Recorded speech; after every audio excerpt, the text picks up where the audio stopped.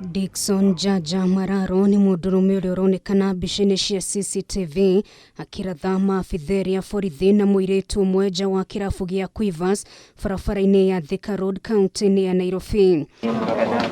Ũmũthĩ nĩ akinyire igoti-inĩ kũrĩa mwena wa thitango hoire ikio rũmande kwa ihinda rĩa thikũ 14 nĩguo thuthuria ũkorwo warĩkĩrĩra. The incident happened at night in a club. The moment the suspect will be arraigned, in the moment that we are charging him with the offense, the victims will have knowledge of the suspect, and this will bring about objection of having known the suspect prior. Agĩikia ihoya rĩrĩ Evelyn Onunga n'ũrĩa ũrũgamĩrĩire wabici ya mũtongoria wa thitango cia mũingĩ nĩ ahithũririe erĩ gatagatĩ ka andũ aya atatũ arĩa marathirwo nĩ marĩkĩtie kũrekererio kuma thibitarĩ, ĩndĩ ũmwe arĩ o thibitarĩ na ũguo nĩ mabatiĩ kũheo ihinda nĩguo makorwo marĩkĩrĩria ũthuthuria wao. 3 people were injured.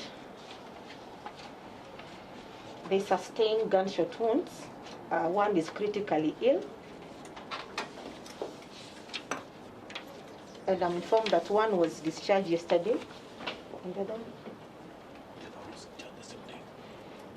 The other one was charged before, on the same day of the incident. Mũcirithania Zainab Abdi nĩ athanire Mararo ahingĩrwo ceceni-inĩ ya borithi ya Muthaiga nginyagia mũthenya wa rũciũ kũrĩa agakorwo akĩrekereria itua rĩa kana nĩ akahingĩrwo kwa ihinda rĩa thikũ 14 ceceni-inĩ ya Gigiri torĩa mwena wa thitango wendekithĩtie.